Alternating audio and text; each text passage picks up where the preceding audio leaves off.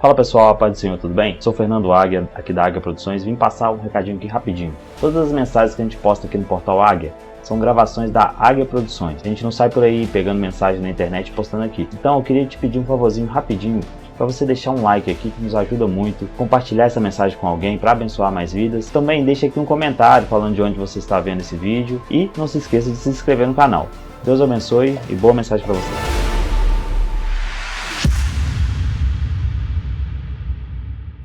Segundo Reis, capítulo 3,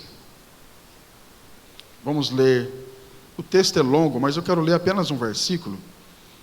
Segundo Reis, capítulo 3, versículo de número 9, diz assim: E partiu o rei de Israel, e o rei de Judá, e o rei de Edom, e andaram rodeando com uma marcha de 7 dias, e o exército e o gado que os seguia não tinham água. Somente esse texto podeis assentar, um texto bem conhecido, daqueles que amam estudar a Bíblia, evidentemente um texto do Velho Testamento e do período dos reis. O reinado já estava aqui dividido entre Reino do Sul, capital Jerusalém, o Reino de Judá, e o Reino do Norte, capital Samaria, o Reino de Israel. E neste período dos reis, nós temos aqui essa história registrada que nos ensina muitas lições importantes e que eu quero, com a ajuda do Espírito Santo, aplicar aqui nesta noite para os irmãos. Nós temos aqui 3 reis que se uniram, e esses 3 reis unidos vão para uma guerra. É o rei de Israel, Jorão, é o rei de Judá, Josafá, e também o rei de Edom. 3 reinos se unem e vão para uma batalha. Essa batalha, ela aconteceu por conta da rebelião do reino de Moabe, o rei Mesa. E agora, neste empreendimento, neste projeto de uma grande batalha para recuperar o domínio de Moabe, ou sobre Moabe, eles estão caminhando pelo deserto, e a Bíblia diz que eles foram pelo caminho de Edom, pelo deserto de Edom, conforme o versículo de número 8 nos relata. E agora indo aqueles 3 exércitos que se tornaram em um apenas para aquela grande batalha, nos diz a Bíblia que depois de uma marcha de 7 dias, o exército e o gado que os seguia não tinham água. Depois de 7 dias marchando pelo deserto, caminho inóspito, caminho difícil, agora lhes falta água. Faltar água é algo extremamente complicado. Falar nisso, deixa eu tomar um golinho dessa água aqui. Faltar água, na realidade, é fatal.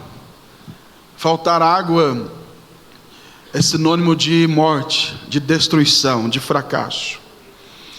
Em qualquer circunstância, faltar água é problema.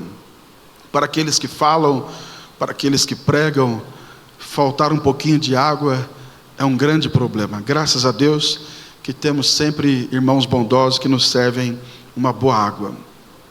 Agora imagine os irmãos faltar água no deserto. Aí o problema ele é multiplicado. Agora imagine os irmãos faltar água no deserto e faltar água para um exército. Para alguém que está indo para uma batalha, para alguém que está indo para uma guerra. Evidentemente é algo trágico. Aqui está instalada uma crise. Aqui está instalada uma grande dificuldade. Faltar água nesse contexto é significado de fracasso, de derrota. É uma crise que chegou, é uma dificuldade que chegou. E a crise é um momento de instabilidade. A crise é um momento de incertezas. A crise É o momento que as coisas fogem do nosso controle. Uma crise é algo que nos tira do centro do equilíbrio das nossas emoções. A crise nos abate, a crise nos deixa em grande dificuldade, a crise cria grandes instabilidades. E também quero lembrar os irmãos, porque vocês já sabem perfeitamente disso, que crise é algo que faz parte da vida do crente. Quem nunca enfrentou uma crise, quem nunca passou por uma situação parecida como esta, e agora, figuradamente falando, faltou água, e faltar água, no sentido figurado, eu quero aplicar aqui, quer dizer, faltou recursos para você concluir o seu projeto, faltou amigos para você dar sequência nos seus objetivos. Faltar água num contexto familiar, por exemplo, está faltando amor, está faltando carinho, está faltando afeto. Faltar água é a falta de opções para a sua empresa, para os seus negócios avançarem. É uma crise que se instalou.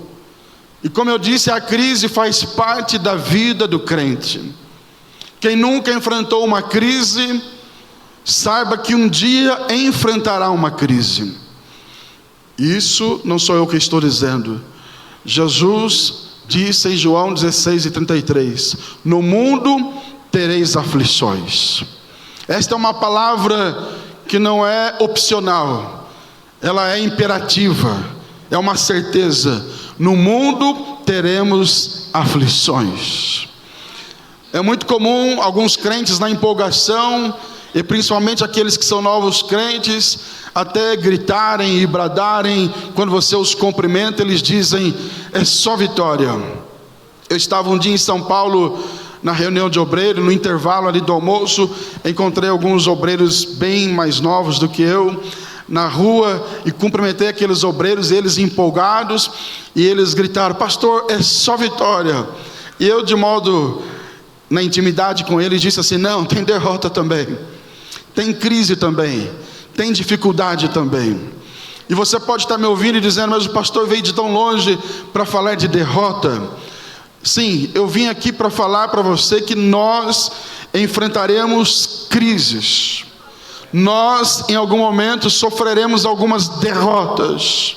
Nós, em alguns momentos da nossa vida, passaremos por algumas dificuldades. Isso é um fato. Se olharmos para os homens de Deus, como Moisés, enfrentaram crises. Josué enfrentou crise. Davi enfrentou crise. Os profetas enfrentaram crises. Se olharmos para os apóstolos de Jesus, todos eles, sem exceção, enfrentaram crises. E por que não dizer que o próprio Jesus, como homem, 100% homem, aqui nesta terra, ele enfrentou também as suas crises. Enfrentou crises em dado momento que ele não tinha nem mesmo companheiros para orar com ele. Lá no Getsêmani, a sua crise foi tão grande que ele orou ao Pai e ele pede: Pai, se possível, passa de mim esse sofrimento, passa de mim esse cálice. É como se ele dissesse: passa de mim essa crise. Mas de repente, naquela própria oração, ele diz: contudo seja feita a tua vontade. Então nós enfrentaremos crises, nós enfrentaremos dificuldades, isso é um fato. Agora eu faço uma pergunta aos irmãos, para a gente refletir um pouquinho: como vamos reagir diante da crise? Aqui que está a questão. Qual será a nossa reação diante da crise? E aqui nesse texto, nós encontramos, primeiro, um exemplo negativo de como não reagir diante da crise. E também encontramos um exemplo positivo, como reagir diante da crise. O exemplo negativo, quero que você acompanhe comigo, está no versículo 10. Quando eles deram conta que estava faltando água depois de 7 dias de marcha no deserto, no versículo 10, então disse o rei de Israel, que era Jorão, e ele dá um brado. Aqui na minha Bíblia está um A, com H e exclamação. Essa palavra quer dizer: e agora? O que faremos? O que será de nós? Qual é a saída? Essa palavra que está no versículo 10, então disse o rei de Israel, quer dizer, nós estamos sem saída, nós estamos sem opções. E aqui nós temos um exemplo negativo. O que não fazer diante da crise? O que não fazer diante da crise é entrar em desespero, perder a esperança, perder o equilíbrio. Embora, como eu já disse, as crises muitas das vezes nos tiram o equilíbrio, mas nós como crentes, especialmente aqueles que são obreiros, precisamos entender que por maior que seja a crise, nós temos um Deus que está conosco em meio à crise. Nós temos um Deus que está conosco em meio às dificuldades. Nós temos um Deus que nos acompanha 24 horas por dia, apesar das nossas crises. E ele dá um grito, o rei de Israel, Jorão, e ele diz, e o que não fazer? Transferir culpa. Ele transfere a culpa dessa crise para o próprio Deus, pois nos diz a palavra do Senhor, que ele declara assim no versículo 10, que o Senhor chamou a estes 3 reis para os entregar nas mãos dos moabitas. Veja que a crise está instalada, o rei de Israel está em desespero, e agora ele transfere para Deus a culpa. Quantos que no meio da crise também transferem a culpa daquela crise para alguém? Alguns transferem para a esposa, outros transferem para o esposo, ou outras para o esposo. Alguns transferem para a sogra, embora sogra gera algumas crises às vezes. Outros transferem a crise para o pastor, para o dirigente, para o companheiro de ministério. Outros transferem a crise para o próprio Deus. O rei de Israel fez isso. Ele transfere a crise para Deus, dizendo: foi Deus que nos trouxe para este lugar para nos matar, para nos destruir, para nos entregar nas mãos dos moabitas. Foi Deus que nos trouxe para essa cilada. Ele transfere a culpa para Deus. Jorão é aqui o retrato fiel daquela pessoa, daquele obreiro, daquele crente, pastor Neemias, que no momento da crise perde a visão, não consegue enxergar saídas, opções. A crise lhe cega, ele não consegue ver um caminho para escapar daquela situação. Me vem à mente agora, aqui no livro dos Reis mesmo, capítulo 6. Quem está me entendendo, diga amém. Amém. E a partir do versículo 8 do capítulo 6 do segundo livro dos Reis, nós encontramos aqui o rei da Síria, que os irmãos bem conhecem a história, que resolve cercar a casa onde estava o profeta Eliseu, porque ele atribuía os seus fracassos na batalha ao profeta Eliseu. E ele resolve então cercar a casa do profeta Eliseu. E a Bíblia nos diz, a partir do versículo de número 13, ele disse: vai e vê onde ele está, falando de Eliseu, para que eu envie e mande trazê-lo. E fizeram-lhe saber, dizendo: eis que está em Dotã. Então enviou para lá cavalos, carros, um grande exército, os quais vieram de noite e cercaram a cidade. E quando cercaram a cidade, cercaram a casa do profeta, a Bíblia nos diz, amados irmãos, no versículo de número 15, que o moço do homem de Deus, o cooperador do homem de Deus, se levantou muito cedo e saiu. E eis que um exército tinha cercado a cidade com cavalos e carros. Então o moço lhe disse: Olha a expressão do moço, do profeta Eliseu, é a mesma expressão de Jorão, rei de Israel, quando ele diz assim: ai meu Senhor, o que faremos?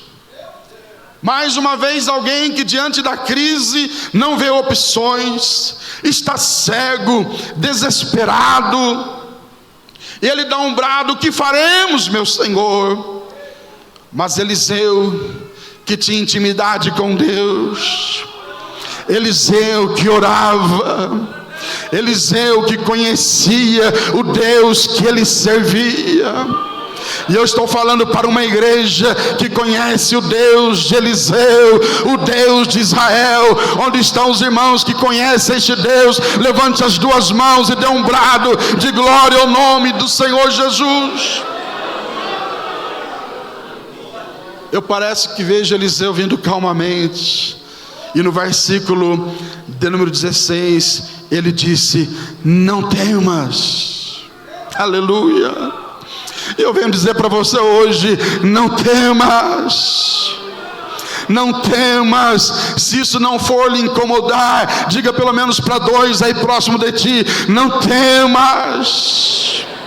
Nessa crise não temas. Queridos obreiros, não temas. Não temas, querido jovem, querida irmã, igreja em Betim, não temas. Assim diz o Senhor.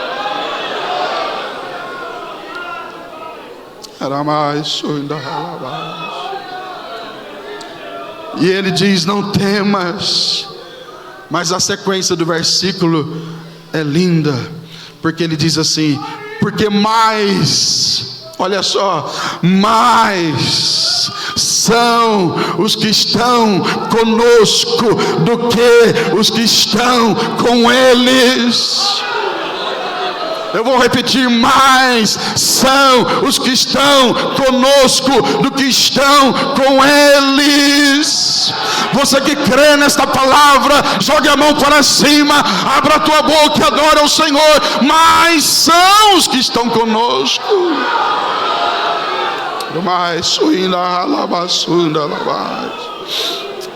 Aleluia. Eliseu já tinha visto aquilo que o seu moço, pastor Guilherme, não tinha visto ainda. Porque Eliseu diz assim no versículo 17: e orou Eliseu e disse: Senhor, peço-te que lhe abra os olhos. Eu creio que nesta noite o Senhor vai abrir os nossos olhos. O Senhor está aqui para abrir os nossos olhos. Você vai deixar de ver a crise, você vai deixar de ver o inimigo, a ameaça, a dificuldade. E Eliseu está orando: Senhor, peço-te que lhes abras os olhos para que veja. E a Bíblia diz: e o Senhor abriu os olhos do moço e ele viu. E o que é que ele viu? Eis que o monte estava cheio de cavalos e carros de fogo em redor de Eliseu. Aqui ele não nega que o inimigo estava lá. Ele apenas diz: tem um outro exército aqui. Aqui ele não nega o fato do inimigo estar ali. De fato o inimigo estava ali, mas tinha um outro exército. E o exército que estava ali estava entre Eliseu e o inimigo. É por isso que a Bíblia diz que o anjo do Senhor acampa ao redor daqueles que o temem e os livra. E a Bíblia diz que o inimigo está como leão ao nosso derredor. E ao derredor é ao redor do redor. Sabe o que isso quer dizer? Que entre você e teu inimigo está Deus. Eu vou repetir: entre você e a crise, entre você e o teu inimigo está o anjo do Senhor. Você que crê nessa palavra, jogue as duas mãos para cima, segura ela levantada um pouquinho se você puder, e diga: eu creio. Diga mais forte: eu creio que o Senhor está comigo, que o Senhor me guarda, que o Senhor me protege. Quem crê nisto, abra a boca e adore ao nome de Jesus.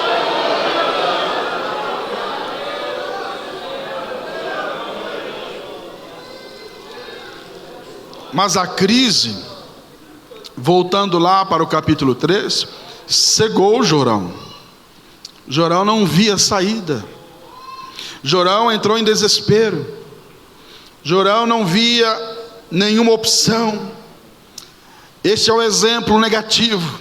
O que não fazer diante da crise. Mas me escute, quem está me entendendo, diga amém.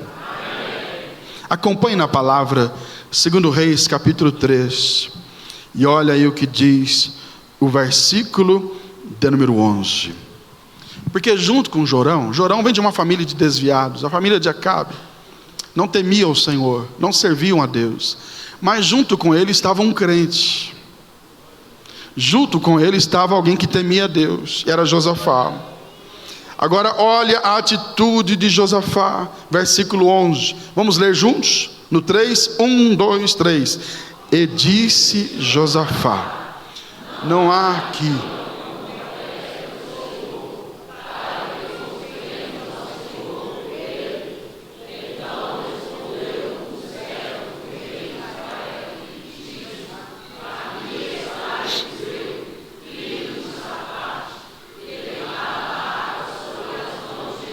Se puder segurar aí o versículo 11 na tela. Jorão dá um grito: o que vamos fazer? Vamos morrer. Agora Josafá é diferente. Josafá fala assim: não há aqui algum profeta do Senhor? Vamos pensar um pouquinho nessa frase. O que Josafá está dizendo? Nós não vamos tomar nenhuma atitude sem antes ouvir Deus.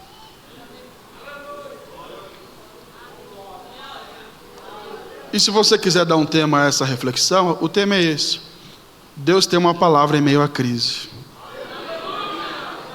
Diga aí pelo menos para 2: Deus tem uma palavra em meio à crise. Jorão estava desesperado: o que vamos fazer? Vamos morrer. Já estava murmurando.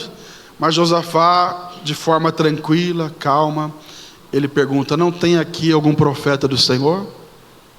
O que ele está dizendo é: não vamos agir sem antes ouvir a voz de Deus. Não vamos agir sem antes ouvir o que Deus tem a dizer. Se fosse hoje, nos nossos dias, era alguém dizendo: estamos em crise, mas vamos para o culto. Estamos em crise, mas aonde tem culto hoje? Onde tem um culto hoje? Vamos lá para o culto, porque Deus vai falar conosco. E eu tenho uma boa notícia que você já sabe, só para te lembrar: Deus está aqui para falar contigo. E Ele fala pela sua palavra. Ele fala pela sua palavra. E Josafá está dizendo: não tem aqui algum profeta para que a gente consulte ao Senhor por ele? E alguém lá diz: então respondeu um dos servos do rei de Israel. Interessante, irmãos, que quem disse que tinha profeta era servo de Jorão. Estava mais crente do que Jorão. Jorão estava apenas reclamando. Mas o servo dele disse: tem aqui um profeta sim. E quem é ele? É Eliseu, filho de Safate, aquele que servia Elias, aquele que deitava água sobre as mãos de Elias. Versículo 12, a Bíblia é linda, né? E disse Josafá: está com ele a palavra do Senhor. E eu venho dizer para os irmãos esta noite: a palavra dá direção, a palavra liberta, a palavra transforma, a palavra cura, a palavra desfaz as ciladas do inimigo, a palavra abre o caminho, a palavra restaura os sentimentos, a palavra restaura casamentos, a palavra restaura ministérios, a palavra restaura famílias. Quem ama a palavra, quem ama a palavra, quem ama a palavra, quem ama a palavra. Aliás, só para a gente exercitar um pouco, quem trouxe a palavra? Levante bem alto aí, balance a palavra. Aí está a solução. A palavra tem a solução. Ela é a bússola para o crente.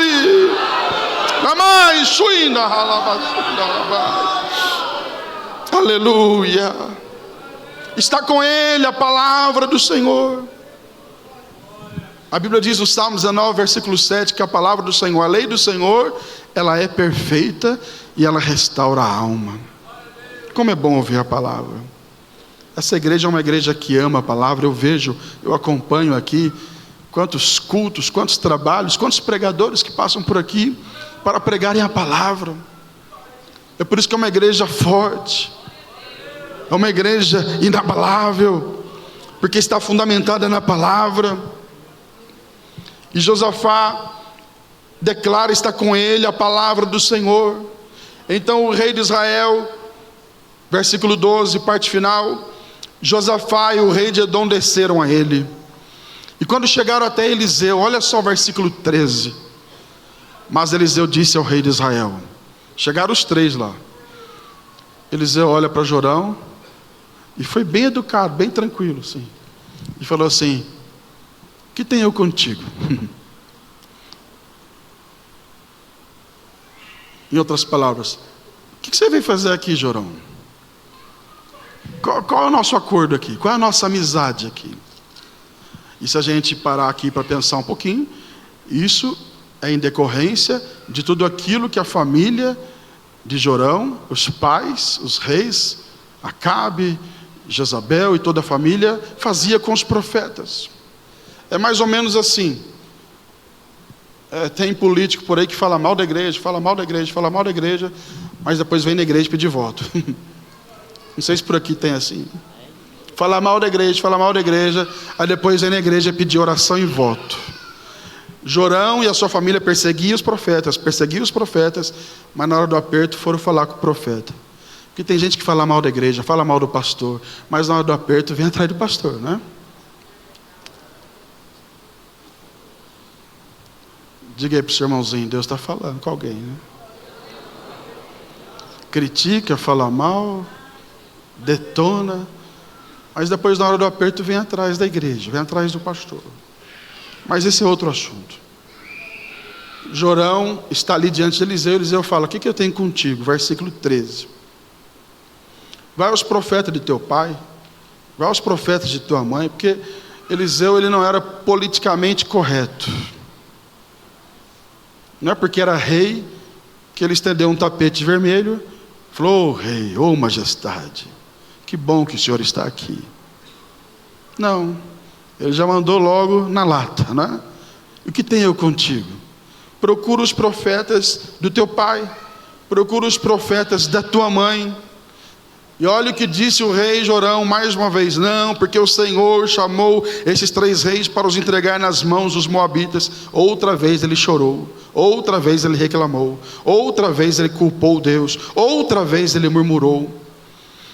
Agora olha o versículo 14: e disse Eliseu: vive o Senhor dos exércitos, em cuja presença estou, que se eu não respeitasse a presença de Josafá. Aqui tem uma lição para a gente. Pode ser uma crise enorme, mas se tem um crente, se no meio da bagunça tem um crente, onde estão os crentes aqui nesta noite? Pode ser uma grande crise, mas se tem um crente. E o profeta diz: se eu não respeitasse Josafá, eu na realidade nem olharia para ti, eu nem te veria. Vamos falar na nossa versão aqui do Brasil, né? Se eu não respeitasse o rei Josafá, eu nem olharia para a tua cara, Jorão. É mais ou menos assim que ele está falando. Aí ele diz no versículo de número 15: ora pois, trazei-me um tangedor. Tangedor é um músico, né? Na época aqui era uma espécie de um arpista. Se fosse hoje a harpa está quase que em extinção, né? Hoje é um tecladista. Eu ouvi um órgão tocando aqui, estou tentando localizar onde está o órgão, né? Hoje era um tecladista, um organista, um pianista. E ele está dizendo: olha, traga um músico, traga o tangedor. E aqui, para quem é músico, escute essa. Por que ele pede música? Eles queriam uma palavra, mas ele pede música. Porque a música, irmãos, ela muda o ambiente. Sim ou não? Eu subi ali meio baqueado, estou meio doente. Quando eu estava subindo ali, ouvindo o pastor cantar os hinos da harpa, que alegria. Já vem alegrando a nossa alma, né? Aí vem as irmãs aqui, cantam, que alegria, alegra a nossa alma. A música muda o ambiente. Porque a música é a arte de manifestar os diversos sentimentos da alma através do som. Então ela vai mudando o ambiente. Por exemplo, as irmãs aqui, que de repente está numa luta terrível lá na sua casa, problema, dificuldade, e trabalhando ali, e de repente, o que você faz para deixar o ambiente mais leve? Coloca lá um funk? Um rap? Não, coloca um hino. E aquele hino vai mudando o ambiente. Quem sente que o ambiente aqui hoje está bom?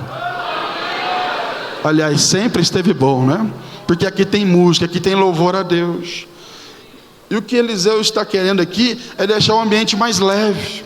Estava tenso ali entre ele e Jorão, mas ele quer uma música para deixar o ambiente mais leve. E às vezes não somos abençoados, irmãos, porque o ambiente está pesado. A gente precisa dar uma purificada no ambiente. Começa a purificar o ambiente lá na sua casa. Um dia eu fui fazer uma visita, eu sou pastor já há 27 anos. E fazendo uma visita, junto com a minha esposa, que perturbação, pastor Neemias. Chegamos ali, o cachorro latindo, o papagaio gritando, a televisão ligada, uma gritaria, criançada correndo, aquele ambiente conturbado. Como que Deus vai operar num lugar desse, irmão? Aquela coisa toda tensa. Eu tive que pedir educadamente, irmão, dá para desligar a TV um pouquinho, a gente vai orar, e para a coisa acalmar, né? Porque você chega em paz e perde a paz, porque o ambiente está conturbado. E às vezes Deus não está abençoando em determinadas situações, porque o ambiente está conturbado. Está conturbado lá no seu trabalho, lá no escritório, lá no seu comércio, lá na sua empresa, lá na sua casa. Mas eu te convido nesta noite, coloca hinos lá, começa a adorar, começa a exaltar ao Senhor. Enquanto você vai adorando, a presença de Deus será manifesta. Quem veio nesta noite adorar, levante as mãos e dê um brado de glória ao nome do Senhor. Traga o músico. E ele veio e começou a tocar. E quando ele começou a tocar, diz o texto, versículo 15, quem está me entendendo, diga amém. Amém. Veio sobre ele a mão do Senhor. Verso 16, aí Eliseu começa a dizer, olha a palavra aqui em meio à crise. Antes da gente ler, quem crê que o Senhor tem uma palavra hoje para alguém que está em crise aqui? Diga pelo menos para dois aí, Deus tem uma palavra hoje. Deus tem direcionamento hoje. Você sairá daqui com a direção de Deus. E ele começa a dizer, versículo 16, acompanhe comigo. Ele diz, assim diz o Senhor, fazei neste vale muitas covas. Agora, irmãos, vamos parar para pensar um pouquinho. Eles estavam precisando de água. Não seria fácil para Deus já dizer logo, recebam água. Está aí a chuva, está aí a água. Deus poderia ou não poderia fazer isso? Sim ou não? Deus é o Todo-Poderoso. E eles querendo água, pedindo água. E agora a palavra vem, fazei neste vale muitas covas. Aqui tem uma lição também, Deus não fala o que você quer ouvir, irmão. Deus não fala do jeito que você quer. Deus não age do jeito que você quer. Deus não age do jeito que eu quero. E ele começa a falar, fazei neste vale muitas covas. Uma outra lição importante aqui, que o Senhor fala para fazer muitas covas. Ele poderia dizer, faça neste vale covas, ou faça neste vale 10 covas, 100 covas, mas a palavra foi, fazei neste vale muitas covas. Essa palavra muitas é algo indefinido, não é um número limitado. É mais ou menos como aquela expressão de João capítulo 14, na casa de meu pai há muitas. O que quer dizer aquilo? Enquanto tem alguém aceitando Jesus, tem casa lá no céu. O que Deus está dizendo é o seguinte: olha, faça muitas covas, porque o milagre será em abundância. Eu vou repetir: faça muitas covas, porque o milagre será em abundância. Segura as duas mãos lá em cima se você puder. O nosso Deus é um Deus de coisas grandes, é um Deus de abundância, é um Deus de fartura. Quem crê nesse Deus, abra a boca e adore o nome dele.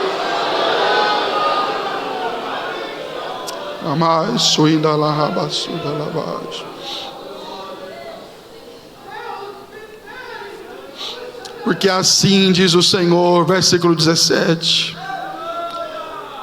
Olha Deus confundindo de novo. Não vereis vento. Porque quando a gente precisa de água, precisa de chuva, lá na minha região chove pouco, e quando vem um ventinho, a gente já fica clamando, a chuva está chegando. Não é assim? Vem aquele ventinho, você já pensa, a chuva está chegando. Mas Deus fala assim, ó, não vereis vento. Deus começa a complicar as coisas aqui, pastor João. Não vereis vento. Não vereis chuva. Todavia este vale se encherá de água. Quem pode dizer amém? Amém. Não amém. Vamos ler de novo? Isso aqui é só para descontrair, né? Todavia este vale se encherá de... Tem uma palavrinha aí. Tanta fala de excesso, superlativo, a mais, abundância. O que Deus está dizendo é o seguinte: vai ser algo que vai te surpreender. É por isso que diz a Bíblia que Ele é poderoso para fazer muito mais, abundantemente, além daquilo que pedimos ou pensamos. Receba esta palavra se você crê nisso. Deus vai fazer mais, Deus vai fazer mais, Deus vai fazer mais, vai além da sua compreensão. Esse vale se encherá de tanta água, que bebereis vós, vosso gado e os vossos animais. O que Deus está dizendo é: vai ser com fartura, vai ser com abundância. Mas eu quero que você pense um pouquinho comigo. É um culto da palavra, de ensinamento. Pense um pouquinho. Imagina aquele povo pegando enxada, picareta, pá, e vamos abrir buraco. 7 dias caminhando no deserto, sem água, e agora tem que abrir buraco no deserto. De vez em quando a gente, bem de vez em quando, vai lá ajudar os irmãos no mutirão na igreja, e principalmente quando é para começar a obra, né, na fundação, que tem que abrir buraco. Às vezes a terra está fofa, já não é fácil. Agora imagine abrir buraco no deserto, irmão, e com sede. Não tinha ar-condicionado, não tinha supermercado por perto, era crise mesmo. A Bíblia não diz, mas eu posso pensar, amém, irmãos? Desde que não seja heresia, eu posso pensar. Eu imagino que alguém deve ter dito: eu não vou abrir buraco não, esse profeta está aí doido, eu estou precisando de água, eu estou com sede, eu vou pegar pá para abrir buraco, enxada para abrir buraco, não vou abrir buraco não. Mas quem sabe chegou alguém mais crente e disse: vamos obedecer ao profeta. Com muito respeito, diga para o seu vizinho: obedeça o profeta, irmão. O segredo está na obediência. Onde estão os obedientes aqui? Levante a mão, dê glória a Jesus. Obedeça o profeta. Tem uma congregação nossa, me veio à mente aqui agora, pastor Neemias, e ela fica lá uns 60 quilômetros da sede. É um templo bom, um templo próprio, que nós construímos ali, mas ainda não tinha uma bancada bonita, cadeiras bonitas como essa. E o dirigente pediu lá que a gente comprasse as cadeiras, Mas a gente naquele momento não tinha condições. E eu disse para ele, espera um pouquinho. A hora que a gente puder, a gente compra. No momento assim, ele quis ficar meio nervoso, faz parte, né? Eu disse, espera um pouquinho. E ele obedeceu. Não passaram 15 dias, está aqui no meu celular, está no WhatsApp aí. Ele me mandou uma mensagem assim, pastor, olha a bênção que nós recebemos. Aí ele mandou os vídeos e as fotos. Alguém lá fez a doação da bancada inteirinha para a igreja. Porque ele queria comprar cadeira, que nem era cadeira, poltrona como essas bonitas aqui. Ele queria comprar umas cadeiras simples. E alguém foi lá e doou uma bancada linda para a igreja. Então quando você obedece, Deus opera o milagre. Quando você obedece, Deus faz o milagre. Deus está falando com alguém aqui, obedeça. Desperte alguém do seu lado e diga, obedeça. Mesmo que pareça fora da lógica, pareça uma coisa meio doida, mas obedeça. Aquele que fala, ele é fiel. Aquele que promete é fiel para cumprir. Quantos creem nesse Deus, levante uma das mãos, abra a sua boca e dê um brado de glória ao nome de Jesus. Eu sinto a graça de Deus neste lugar para dizer, pastor Neemias, milagres estão chegando na vida de alguns aqui nesta noite. A água vai chegar, o milagre vai chegar, a provisão vai chegar e você vai glorificar o nome do Senhor. Aleluia. E foram abrir os buracos, abrir as covas.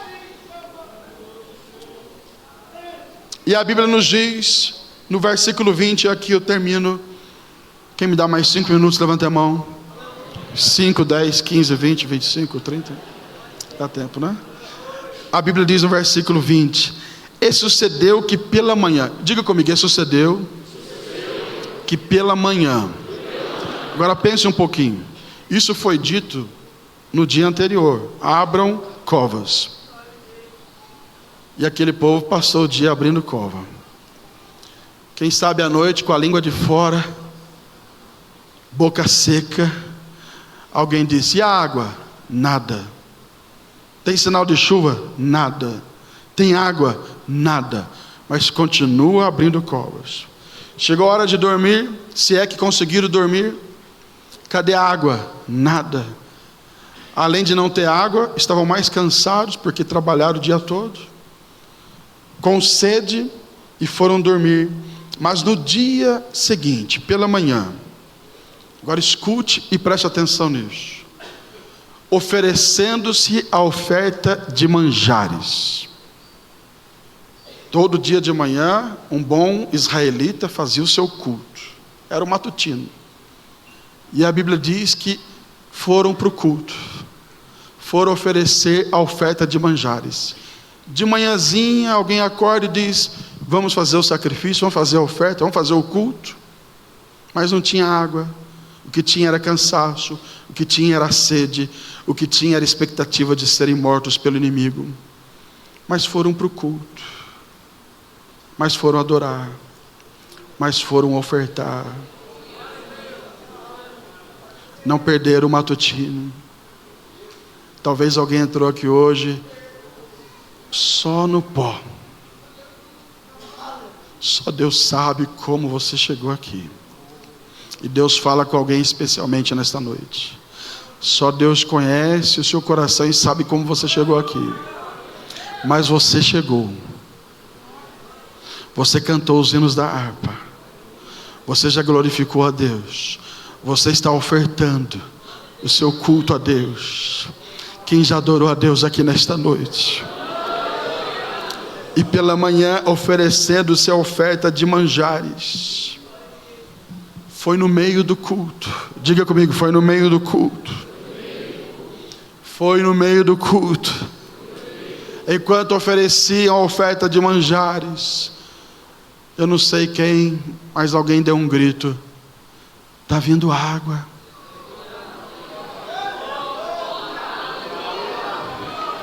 Está vindo água.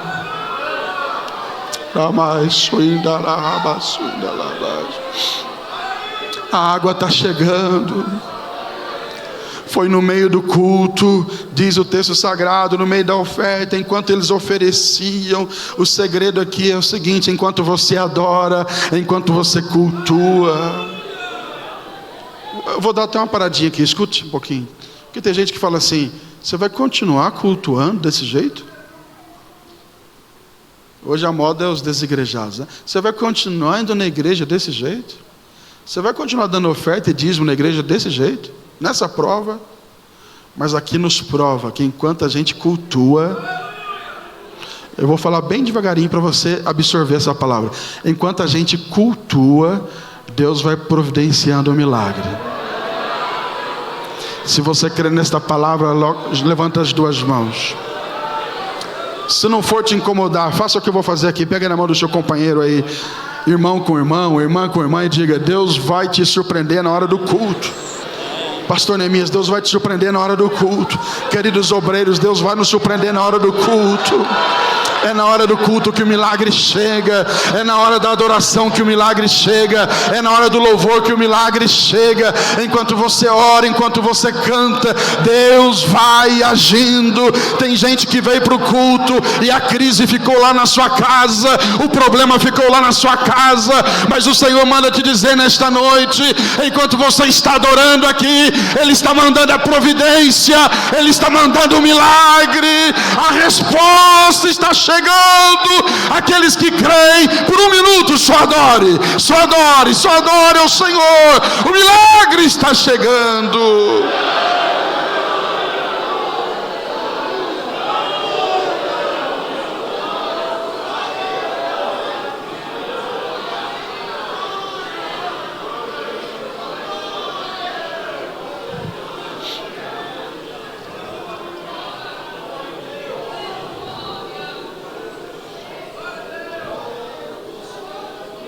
Eu termino.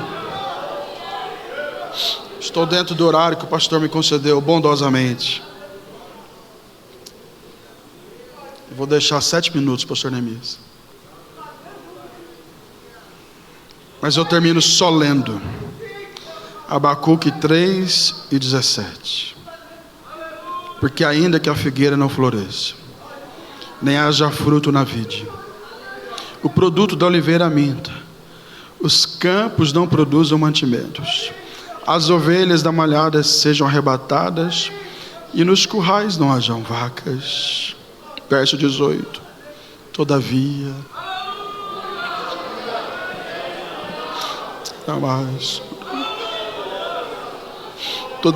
eu me alegrarei no Senhor, exultarei ao Deus da minha salvação. Continue crente na hora da crise. Continue fiel na hora da crise. O Deus que nos dá graça para vencermos as crises, Ele está presente aqui nesta noite. Quantos creem, quantos recebem esta palavra, levante as duas mãos. É a última vez que eu te peço, e você vai dizer assim: eu creio.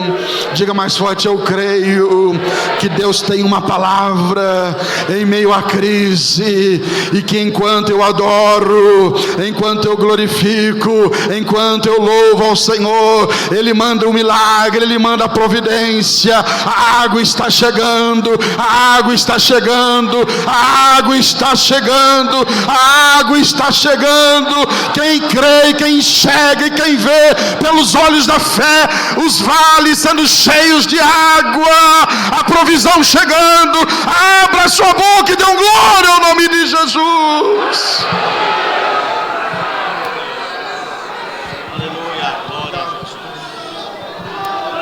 Você quer divulgar o seu evento, sua igreja, com um vídeo como esse? Vem aí, Pentecostes 2023, no Ministério A Colheita Internacional, com o tema: não deixe a chama se apagar, levante-se e prepare-se, o noivo vem. Preletores, pastor Diego de Oliveira.